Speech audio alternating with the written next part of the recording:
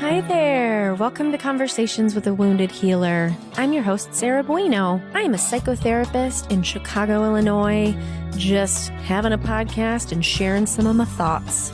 Thank you for joining me today. I really appreciate you. I don't even know you, but I appreciate you. It's true. It's very true. So I wanted to ask if you are a listener and a friend, if you would be interested in supporting the podcast financially. These things ain't cheap, friends. You know, they're free for you. They are not free for those of us who create them. And if you feel so moved, you can share a donation on Patreon, and you can find us under Conversations with a Wounded Healer.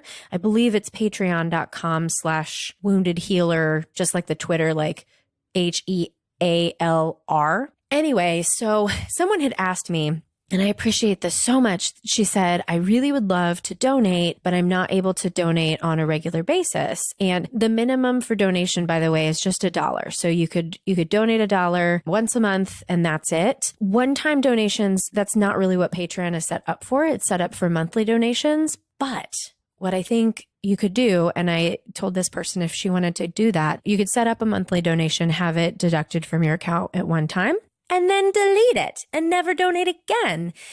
And that is just as lovely. So those are some options for you if you're interested in supporting the podcast in another way. And I appreciate you even thinking about it.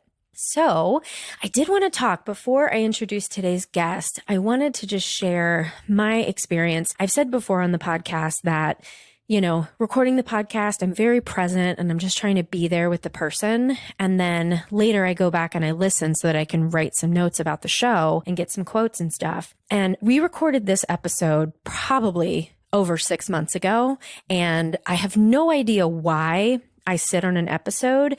Sometimes themes emerge and I just know when it's supposed to be released. I kind of listen to my intuition on that. And I kept feeling so bad about not releasing Sophia's episode, and I didn't know why. And then when I listened to the interview that we recorded, what I realized is at the time I was struggling so much with a lot of perfectionism around work, and I was so in the thick of it that I wasn't really able to truly take in all that Sophia was saying about using the wound as a tool as a sacred object, really is what she shared. And when I listened back to it, I've kind of shifted and started making changes in my work life so that I can feel a little bit like have more space to breathe. And listening to it back was just such a gift. And so I'm so glad that my intuition told me to sit on this episode and release it now when it's really healing for me. And I told Sophia this too, and she said, it's all happening in divine time.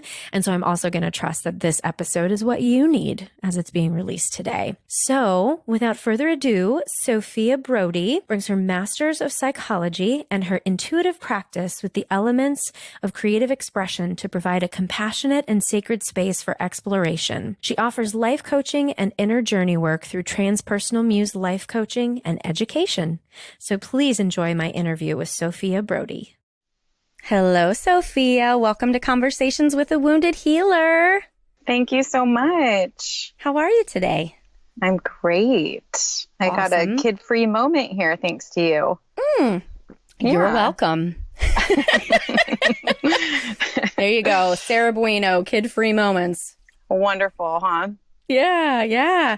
So you are another fun Instagram friend. Love it. I'm so surprised, not about you, but just in general, how many awesome people I find on Instagram. I used to be like such a Facebook only person, but now I'm really like, I don't give a fuck about Facebook these days. I know, right? Yeah. It seems like Instagram, I'm exploring this Instagram in a new way through the Transpersonal Muse.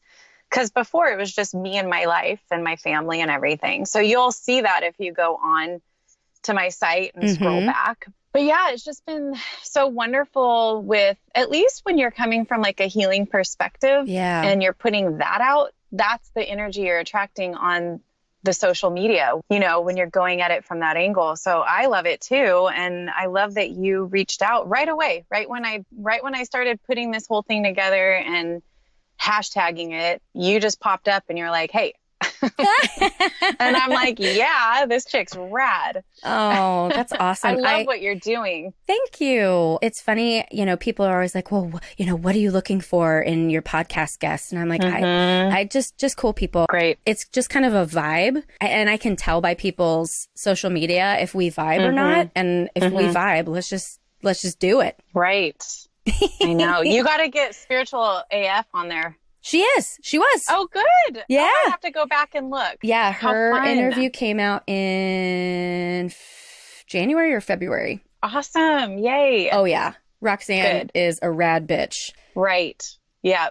Mm-hmm. Yeah. Well, why don't we have you tell people who you are and what you do so we can really start digging into the meat? Yeah. Okay. So my name's Sophia. And back in the day, I went through the whole MFT, marriage and family therapy training. I started getting my hours for it to become licensed as a therapist. And I went, nope, I pumped the brakes on that. And since then have kind of lived my life. I had a family, raising 2 young kids with a husband who's gone firefighting half the time. I always knew I'd come back to this therapeutic approach or whatever. I just didn't know what it was going to look like. And since the new year, 2019, the name Transpersonal Muse just pretty much downloaded into my peripheral. And I was like, that's it. And that's my landing page. So it's so wonderful to have this Transpersonal Muse, which is on transpersonalmuse.com to read more about it. I feel like it's pretty in depth. And the easiest way for me to categorize it is to claim it as life coaching. But it's so much more than that. And really, it's just a landing page for me to put all the different modalities and practices that not only I've studied, but that I practice in my own life every day. That's the directive that I have with it. I look at it as not just coaching, but it's education. And it's all about helping people who are ready to make connection. Because if you look at what transpersonal is, we're tapping into super conscious. This is like sacred territory. And so I feel like the role that I'm playing is the role that I'm also practicing. And so when I've had people or clients come to me, they're in a position that they are ready to just deepen their unveiling of limiting thoughts and beliefs and patterns that just are not serving them, and they're ready. So this is really not, I don't think it would be an appropriate approach for people who are ready to be ready, or right. They're kind of like, they might be in a state of drain or fatigue or stress or crisis, whatever that is. This really speaks to people who are just a little bit more in a stable state and ready to just kind of explore things at more depth. So my therapist, she practices shamanism and all sorts of other things too. And the work that we do is a lot of what you're talking about. There are certain things that are limiting about being a therapist, where if you're a coach, you can work with people all over the world. You can charge whatever the fuck you want. Like, there's so many things that you can do, but it's soul work, and you can come at soul work from any modality. Yeah. And I'm so appreciative. Actually, on my way to do this podcast, I was just thinking about it, and I'm like, you know what? It's so funny that I went and I got my MFT or whatever, my degree in psychology, my MA, and I've studied shamanic journeying, and I've done all kinds of interesting things. And here I am today working on letting all that go. Right. Just so that I can make connection. Because when I put myself in sacred space, I really have to drop all of that. It's not about where I come from. It's not about what I've been doing up until that point. It's about just dropping it all and being so present so that I can be receptive. That's kind of the journey that I take in this approach and with the people that I work with. Well, it's an unlearning, right? What I told my husband just got his master's in social work, and I told him, like, you're going to learn everything in school, and then when you go out in the world, like, after you've taken your exams, forget it. Because you need to have it as a foundation, and it builds like an internal structure. It creates a trust. Like you're saying, you build the structure, but the structure is more of like this trust that these types of tools work. That these types, Yeah. this background, this education has some place where it can fit into all those little gaps and spaces inside of yourself that you just weren't quite sure about how to navigate before. And now you have it. So use it, but it's not the one way. That's why being a therapist wasn't right for me. It was too structured and it was limited for what I wanted to do and the types of people I wanted to work with. But it serves me so well because I understand my scope. I understand the ethics and just how far I can help people and just the wisdom of knowing when someone's in the right space to do this kind of work or when they really need to kind of fall back into some other modality that's going to really support their needs and their basic needs. I was just thinking as you're talking, you know, one of the criticisms from the therapy profession is that, you know, coaches, there's no regulation. And I feel like it's a double-edged sword because totally in the therapy field, we have all these regulations, but there are still some really bad therapists. Have you heard the podcast, The Shrink Next Door? No. Oh my God. It's about this guy who's a psychiatrist who was absolutely, he did everything except for fuck his clients, I think. Oh my gosh. Literally like had them like put him in their will and like drive them around and like all kinds of fucked up shit. That's like a vampire. Yeah. And he's actually like still practicing. So even though we have these regulations, it doesn't necessarily mean that people are it's qualified. An abuse of power. Right. And I really think of it as like, you're not qualified from the inside out. Yeah. So it's been a really wonderful landing page for me to do this because I've also been careful in the way that I've been drawn to and practicing in the shamanic journey world and using a lot of those tools in this kind of work. And it's been so beautiful to witness people using and applying these tools. I call it mindful imagination because there really is a crossover. You know, I think the only difference between the approach I'm taking with the Transpersonal Muse versus like actual shamanism is that I'm saying, you know, this is coming from you. This is all part of your energy, your imagination, your inner world, whereas shamanism would say, well, those are actual entities and energies and spiritual forms. I believe in it all. Like I get it all, but that's just for me. That's a whole personal thing. But for individuals who might not be so sure about that or they're not aware of that, it's just such a wonderful bridge to just start with the inner world and bringing in your own personal empowerment through the access of mindful imagination. I'm curious if you wouldn't mind sharing what your daily practice looks like, because that's a question that I get a lot from people is, you know, what do I do to take care of myself? So I'd love to hear yours. Totally. Yes. Well, that's exciting because I feel like that's sort of where my work has been going is with my clients. And I'll talk about the course that I have that I'm offering as well. Please. Everything that I do is around what somebody can do to creatively put together their own personal sacred practice that is inviting and interesting and flexible and just for them. So it's so personal. My practice changes all the time. It is not stagnant. It is not regimented. If I were to have it like that, it would just totally make me resistant. I would just not be into it. And I'm coming from a background in Tibetan Buddhism. When I got my bachelor's degree, the program that I went through was 4 years of doing hours of sitting meditation. I have a very good understanding and background in what it takes to have a practice and what that means. But because I'm so creative and I live in the West, in this Western culture, it has to fit with my lifestyle. I'm also raising 2 little kids and often I'm home alone with them because dad's away. So my practice has to work with the life that I'm living. And that's how I look at everybody else. I go, okay, what is your lifestyle looking like? How busy are you? How much time are you willing to give this? Let's look at your options. And then first, let's look at what your gifts are. What are you passionate about? What fills you up with energy?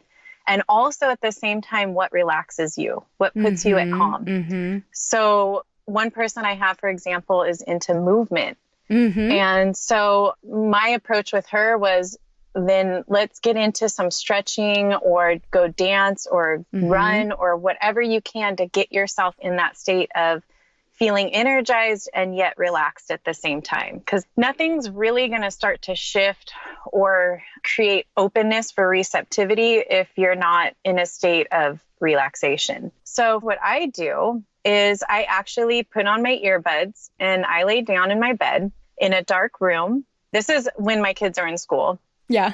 And see, this is why I can't do the same practice every day, but this is my go-to. And I put on my drumming. There's a drumming audio I listen to. And I go into my journey work. And it's wonderful because it's a combination of shamanic journeying and doing a mindfulness practice. So the practice is in being able to tune into the voice of ego versus the voice of intuition and letting the voice of ego kind of take a back seat. That's the practice. That's where the term practice kind of comes into play with that. Other than that, I'm going into a state of being fully open and receptive to whatever's flowing through. And it's so powerful and moving for me when I get to that place. But then there's times when the kids are home and I can't just be like, peace out, motherfuckers. I'm going to go lay in my bed and listen to some drumming. Right. Bye. They would look at me like, yeah, right. It's like for me, when the phone rings at the house, all of a sudden they come out of the woods and they're like, ooh, let's talk to mom and drive her nuts. Oh my God. So, of course. It's really hard. I don't know if you have kids, but I do not. What life is like. I do not, but I hear it from my clients all the time. Right. So when they're home, what I do is I have an altar in my bedroom, and that's kind of, I promote people creating little sacred spaces or altars wherever they can in their house. The room is a really wonderful place because it's where you go to bed at night. It's where you wake up in the morning. It's just it's your space. And I have a living, breathing altar, which means it changes all the time. And I work with the elements. I'm such an advocate for grounding, but I don't believe that it's limited to just going outside to do it. I feel like you can ground wherever you want. You just bring it to you. You bring it into your awareness, your space. So for me, I bring in elements that represent fire, earth, water, and air. And they can look different all the time. I use this gathering and presenting on my space as part of my practice and checking in with where in my body I'm feeling moved or feeling connection with these types of elements. And then sometimes I'm not even sure about what that looks like until they're all gathered and put on my display.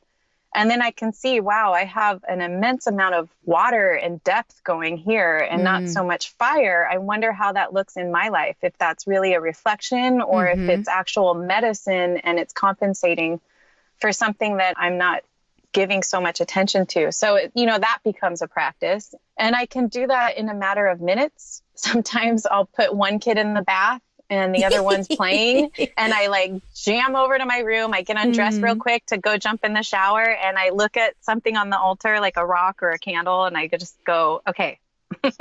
And I take a quick pause, a breath. I feel my feet on the ground, and then I run and jump into my shower while everybody else is doing their thing, and then go back and finish off everybody. But what I'm promoting for myself are these moments that can happen at any time. And the altars serve as a reminder. So they're just there to remind me that I can come home at any minute, anytime I want. When I work with people, like I have a lady right now, the one that is really connected with the gift of movement.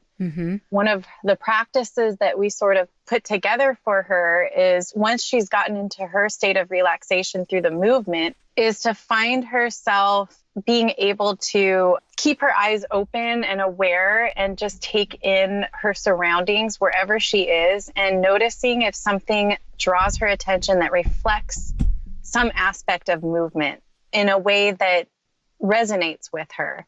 And then to use that as a sacred object.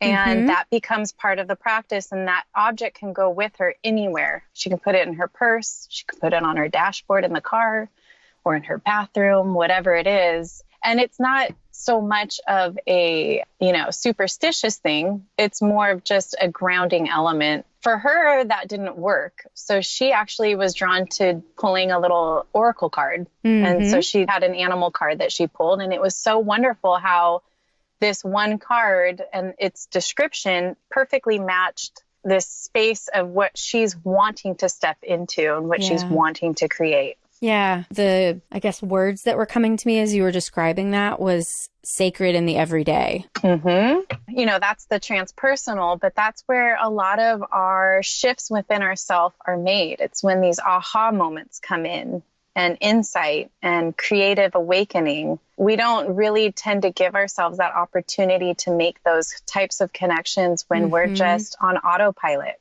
Right. Or when we're just, living out of everything that we're used to being. We're not bypassing all the old stuff. We're actually going in and saying sacred is the big key here. And when you align with sacred, when you align with that creative awakening, you start to see and feel the shift of what it is to be your actualized self versus what it is to be in a state of living out of the past. And so we're looking at a lot of subconscious stuff. And this is where the course that I put together it's called Dissolving the Walls of Limitation. Yeah. Say more about it. It's a 6-session course. It could be 6 weeks, but it's a very intensive course. So everyone that I've had going through this, I feel like around week 3, it turns into a couple of weeks added on just for them to really work through it. But I made it an intensive because it is really for someone who's ready. I look at it like an initiation into a transitional stage of your life. You're coming at it like you're ready to unveil so that you can create shifts in your life. Yeah. Or you have created those shifts on the outside and you're ready to unveil what's inside. You're ready to unlock that shit. Yeah. So when we come into this course, and this is all virtual online, but I am working one-on-one. I actually started to put this up on an online academy and I took it down because it wasn't giving me enough freedom to really interact with the individual. And so these are sent in private, secure emails. Oh, great. And then there's also downloads that people will be able to keep for themselves for however long. And these downloads will include some resources and reading excerpts and exercise handouts, meditations, guided meditations, that kind of thing. The way it's set up is you go into it with creating sacred space. And it's very step-by-step. So there is a structured way to do this that I've put out. And it's really this whole ceremony. I mean, we're creating a very sacred container for this transition that you're making. And once we kind of establish that, then we get into some symbolism and using symbols to activate the imagination and the dream world. And then once we start opening and inviting in that unconscious material, then we start to get into the deeper stuff, like where these limitations have stemmed from and breaking that down. Now, this isn't something I'm doing therapeutically. This is more self-help. Like this is, I'm giving you the information. You're watching some videos, you're taking notes, you're reading the lesson in the session.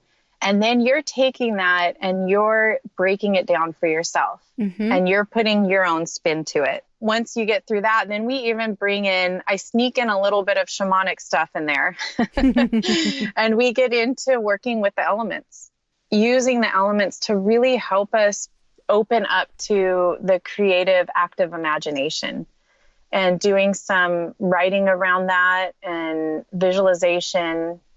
And then using the imagination and the symbolism to shift the whole experience that we've had with the limitation. Finally closing it all up in a closing ceremony of just revisiting that whole journey and how to proceed from there. I'd really love to hear too. I feel like people who end up becoming soul workers, if you will, we've had our own dark nights of the soul and we've had our own struggles and we we often come to these healing modalities and then realize like, oh, it's my gift to help others heal. So right. I'm curious how that evolved for you. So I laugh at this because I'm like, shit, I don't have a fucking dark story. I have my levels of darkness, but God, I'm just so grateful that I feel like I've come into this world like a volunteer. Like I'm like, I'm going to just come in, and I felt tapped in from a very young age, just with the imagination and active dream life and spiritual and energetic physical experiences that really brought me into this alignment of, oh my God, there's something going on here that is beyond the physical. And then going through waves of forgetting that I even had those connections, and then remembering. It was like, it's like I could go through all these moments of forgetting, and anytime I had forgotten is when something would have happened, whatever that would have been. I have, because I came into this world, you know, so vividly conscious and connected, I also struggled with anxiety off and on, and at different levels. And I don't think this really would have been such an issue had I been brought up probably in a different culture. You know what I mean? Yeah. So I think a lot of that just stems from the expectations that are placed. And a lot of the struggle for me was really around the pressure that I internalized for myself. And it wasn't coming from my parents. If anything, it probably was coming from the energy that I would pick up in my classroom and among my peers. There's no blame on anyone. It's just more of how I processed it. What my innate excitement shifted into was a symptom of anxiety. And this is really like a post thought in my reflection of seeing when I've ever struggled or had suffering. I can turn it all back into, oh my God, it was a symptom of anxiety. It was me trying to avoid or run from funky ass feelings. So if you go on my Instagram or even like the Facebook, I have a Transpersonal Muse on Facebook. Anybody can just go on and look at it. I've put some videos on funky stuff, like how to tame a funky relationship. I even have a blog that I've written stuff on this about, but I love the word funky. I feel like it just totally coins the whole shitty ass aspect of anxiety or even depression. It's like this funk, you know. I feel like I can go as far back as when I was about 8 and feeling just when I started becoming aware of having these shitty feelings and just really not giving myself the time or space to hear or see what it was that my soul was trying to grab my attention to connect with. So that's the wound. And the thing that I hear too in that is a misalignment between the expectations of society and what your soul's work was. And I 100% relate to that. And it's really interesting. I'm trying to figure out how to say this best. Like, there have been moments in my life where I struggled with suicidal ideation, and it's only when I'm not aligned with my authentic self. And it was all through childhood. Through adolescence. Wasn't until I got out of my family of origin where that started to go away, and I was able to be my authentic self. And so when I look back now, it's like it was just trying to function in the way that everybody else around me was functioning, even though my soul knew that wasn't what I was supposed to be doing. Yeah, it's like you were in survival mode based on your surroundings. When you're in survival mode too, that's why this work that I'm presenting is like, you really have to get past the survival mode. Because when you're in survival mode, your soul is just screaming for your attention and you're fighting it. You know, you're fighting it just to get back to a place where your body is like able to breathe again. And I see this with clients all the time because addiction is my main specialty. Right. And I see people they'll tell me things like, oh, there's golden handcuffs because I'm super successful in my job, but it's killing me. And I'm like totally addicted to alcohol or whatever substance. Right, and right. it's so much about like not being able to tolerate this misalignment. And there's so much fear in that because, we're not raised to really give our intuitive voice space and to be able to give it some space and to activate it, or not even activate it. I feel like it's activated at any time, but just to be able to go and allow that activation to take a platform. Right. How would you know? How do you know that that's even, how can you trust that? You have to create a bond and a trust between yourself and that voice of intuition to know that when you take those types of leaps through transition, that there is a safety net and it's beyond your control. Right. And it's beyond anything you could have imagined, but it's there to serve your best interest and your higher self. And also, that doesn't mean that the path is easy. And it also doesn't mean that the path is without pain. No, and I think that those two things are going to come in when you have the least amount of structure or support in ever having made a connection with the intuition, and to honor that intuitive voice. So the less amount of practice you've had listening to the intuition and listening to that voice of the higher self or the transpersonal, you are going to struggle with the pain and the suffering of really loosening that grip of attachment. Well, let's shift into the healer talk. I'm really curious your answer. Are you a healer? I guess so. Yeah, I don't know. It's just such a weird thing. You know what I feel like? When you watch The Voice, have you ever seen The Voice, of course? I have. Some of the best singers, I feel like, are the ones who are the most humble.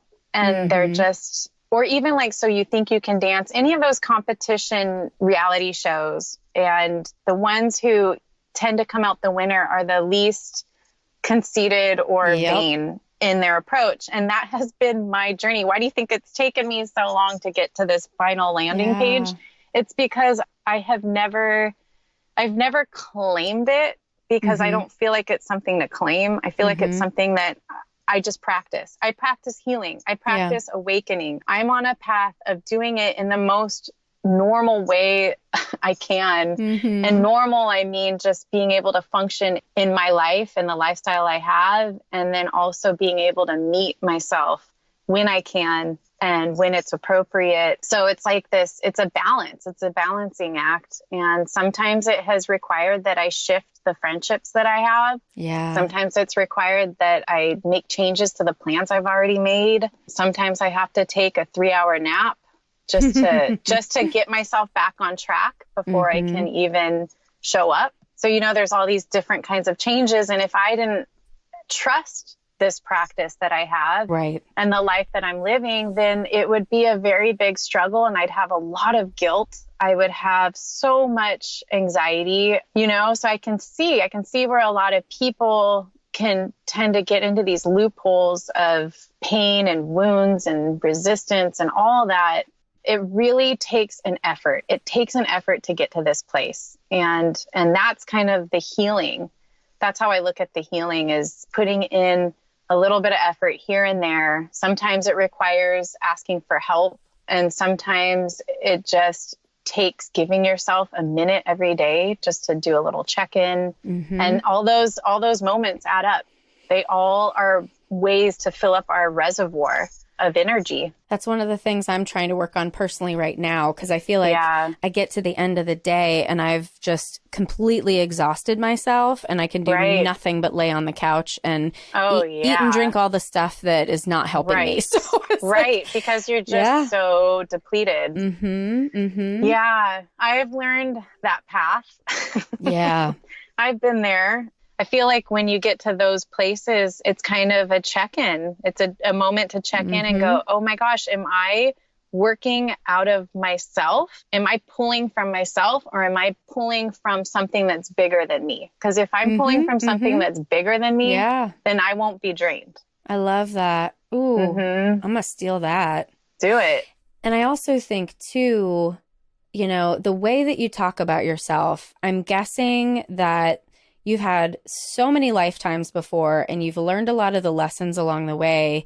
One of the things that my therapist and I were talking about is that I'm like a medium age soul, where I'm like rushing to get everything done in this lifetime because there's so fucking much to do. Oh man. And that's because when I think of like, you know, okay, wait, I need to take a nap. Right? Yeah, but it's like, why am I so naps? I'm a napper. I'm not a napper. But meditation actually like helps me get back. But I just think about like, you know, all of the things that I'm doing are things that I love to do and things that are part of what I'm supposed to do in this life. But I'm just trying to do it all at once because I don't think there's going to be enough time. Yeah. You know what, girlfriend? There's never going to be enough time. Ever. I know. There's never going to be enough time. That's why I finally was like, fuck it. I'm doing Transpersonal Muse. Yeah. And I'm going to do it all online because my dilemma is I don't have enough time either because I have the family and I'm home with them all the time. Right. And I don't really have a space to do this. I also appreciate doing this type of work if I'm going to do it in person outdoors. You know, I don't want an office. I don't want to sit there. Or I like my home because it feels like a sacred space itself. But yeah, man, I get it. Time is our biggest obstacle. Yeah. And it really is. And it's not even real. It's not even. That's what's so fucked up. It is and it isn't, right? It's not. Yeah, you're right. It's this construction that we had to have in order to like organize things. Right. Yeah. So we're all cohesive. But you're right. Yeah. So how do you feel about the term wounded healer? So I took a moment with that. When I first sat with it, I went, I don't know. And I understand it. I've done a lot of Jungian studying and dream work and all that. So I get it. I sort of, for myself, had to change the terms. Actually, I'll tell you a story. The first time I looked at your description and the questions you were going to pose, when I tried to turn wounded healer onto myself, I looked at my hand. I went straight to my hand. On my right hand, I've had a case of dyshydrotic eczema in my palm. And it comes and it goes. And for a very long time, it was very activated. Now, this is a type of eczema that's activated by heat. And I think for women, it's also depending on your cycle. I've had it for probably over 12 years now. I got it during a time where I was working in a toxic environment. It was toxic to myself. I wasn't serving myself, and I was being very empathic. I was taking on everybody's energy and the stress of it all. And I noticed that that was a time that this started to activate, and it hit me. There's been times where it's been very under control and times where it's been out of control. When it gets out of control, it feels like a case of poison oak, and it gets these little bubbly blisters. And you just, once you scratch it, you can't stop. It's really, it's nasty. It's a nasty little bugger. So when I read Wounded Healer, I looked at my hand and I went, oh, because the way I've been working with my hand this last year is it's my sacred object. This hand is my check-in point. So I look at wound as the wound is the check-in. It's calling attention to a place in ourselves that requires connection and love. And the healer is that connection and that love. Reiki would be a really good example of that description, I feel like, because that's the process, is you're accessing and sending love into these places. And that sort of, when I started doing Reiki training, it sort of instigated this whole process along with some Ayurvedic. So see, I go and pull from resources and healing modalities outside of myself to help me to honor my process, because sometimes you just need the extra guidance, you know? And so those were my backups for this process. And also shamanic healing. I had a session with a shaman who was able to go in and help me with some stuff around the hand. And since then, I've done my own practice with it, and meditation and shifting the way that I relate to this with the terms that I use, and also with the images that I communicate with in place of the old way of relating to it, which was, ew, gross, how irritating. I fucking hate this thing. Right. And now it's more like I look at it and I'm grateful. It's really a bizarre turnaround, but it really changes the emotional attachment. It shifts that and it aligns me into something that's greater than what this physical wound is representing. Right. And I'm curious, since you've shifted the way that you relate to it, have you had as many outbreaks? No. Yeah, exactly. No, actually, the more hardcore I went into this, the more effort I put into the connection. Then the intuitive voice started coming through and it was like, you need to, okay, so let me back up real quick. One of the things that dyshydrotic eczema does not like, just like a lot of eczema and just like our skin, it doesn't like water because water actually on skin contact, not internally. I chug water like crazy. That's actually good for us. But for skin contact, water will actually dehydrate us more. My condition, you know, I avoided water as much as possible, and just doing my practice and going into Reiki and just giving myself so much more love. I just started having these flashes of wash your hands, clean. Go use Neosporin. Fuck it if it's a medical ointment, because, you know, I'm trying to like steer clear of all the Band-Aids and everything. Right. And I just had that deep intuitive guidance come through, and it was like, just clean it, disinfect it.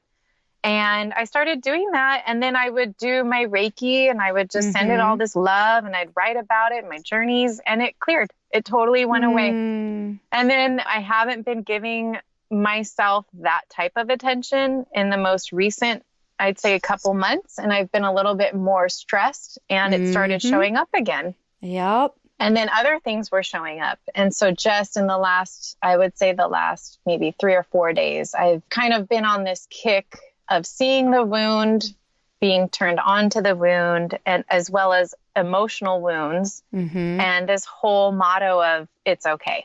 It's okay. It feels funky. It doesn't feel good. It itches. I'm upset. I don't feel very comfortable. It's okay. It's okay. It's totally okay to be in that funk and to know that this is not permanent. I have seen it come and go, and that's just like everything else. It just comes and it goes. That's really inspiring, because at this moment in my life, like, I would really love to lose weight, and I'm recognizing that my body is definitely holding on to it because I am shaming myself and, you know, like telling it has to be different and better. I know intuitively that if I really just work on my relationship with my body, that everything will just kind of fall where it's supposed to, you know? So I'm gonna take that. Yeah, do it. Take it. Yeah. Thank you. Yeah. Sometimes just see, that's where, like, in the coaching, I love it, because I feel like sometimes it's just that knowing, knowing that you have this funky dynamic. It's really your interpretation of your body. It has nothing to do with anybody else's, because it's you living inside of it. Do you want that type of relationship? Right. You know, because you have the power to shift that. And I feel like sometimes it's those types of moments when you give yourself time in your practice to work on that shift, that the fat itself starts to melt off, or it just doesn't fucking matter anymore. Right. You know, it's funny. I woke up, like, I think it was about a month ago. I woke up and I went, I want to fucking lose 10 pounds. I'm done. I want to just feel a little less bloated and just clean. I want to feel clean. And I texted my girlfriend and I'm like, let's do this. We kind of get on this water thing, like, where we're going to chug water first thing in the morning and like see what happens. And she was cracking up because she's like, I'm not even kidding you. Just last night, before you messaged me about losing weight, I told my mom and sister, let's do this. Let's lose 10 pounds. We'll do a little pool. Like, whoever loses it first and keeps it off for 10 days is the winner, wins the pool. And I'm like, put me into this. And so we started, and I have to say it's been amazing, like chugging water, not to the point where your kidneys are like, fuck you. Right. but just to like wake up and replenish before you go into the other crappy things that you might put in your body. Yeah, doing that. And then just being in tune all of a sudden with the shift of this is the attention I'm going to give myself and I'm going to just do it. And you just start doing it. And then all of a sudden I'm like, I'm going to start eating coconut yogurt and I'm going to try this. And I'm not changing anything else. I didn't change anything else. If I wanted ice cream, I had ice cream. I love chips. I eat chips every day. And then almost 2 weeks later, I lost 4 pounds. Wow. And I was like, what the fuck? That was crazy. And then I ditched the whole thing. I just stopped doing it all. And I was still chugging water, but I kind of lost the momentum. And then the weight came back. So there's something said to that. Like when you do a practice, and that's why it's really important when I'm working with people that once you build up the momentum, we got to keep that shit fresh. If it starts to go stagnant, we got to recheck it and see where you are at. We always have to meet you where you're at and just really fine tune it and go in. And where are you being pulled right now? Where is your attention going? What are you interested in? Because it's not always going to be the same. Right. Maybe one day you're like this client I had, maybe one day she's really into movement and the next day she's not. And she wants to do something completely different. She likes to write. She hasn't written in a while. So then the practice shifts and it goes over into writing. But there's always this intention of coming home to self. Right. Is there anything that you didn't already share with listeners that you really want them to know? I just really advocate honoring the intent that we put into making connection, whether we're doing it outside of ourselves or we're coming into our own privacy with ourselves, that just everything is a reflection. And there's always opportunity to see how our lives are in sync with something greater that's going on. You don't have to believe in anything. I don't come from a religious background. I don't think any of that matters. I think it's just more of an openness or a willing to be open and curious of just seeing what's happening, just being that observer, because that is kind of where the magic is. And that's where I get excited for myself and for people who are drawn to doing this type of work, is seeing how aligned we really have the potential to be. Thank you so much. Thank you. Yeah, I love this. This podcast is just as much about me healing myself as it is giving people access to all kinds of amazing people. Oh my gosh. So well, I really feel like you're totally, and you doing this kind of stuff, you are just such a gem. Like you're giving everybody the opportunity to do for themselves as you are doing for yourself. Yeah. And that's what this is all about. You know? You got to share the path you're living. Share it. Exactly. Don't hide it. Exactly. That was 2019 for me. It was like, I know all this shit and I've got it. And I need to like let it out. I need people to share this. So anyway, this is an exciting connection that we've made. And I'm so happy to just keep following you as well. Like I am so excited for what you're doing. I love it. Oh, thank you. Mutual fans. Yay! Yay! I truly hope you enjoyed that episode as much as I did. Thank you so much, Sophia, for being on the show. And to find out more about Sophia, you can go to our website at www.headhearttherapy.com/podcast. Thanks as always to the Creative Imposter Studios for editing, to Liam O'Donnell for the album art, and to my friend Ben Mueller for our theme music. Thanks so much for tuning in. Until next time, bye-bye.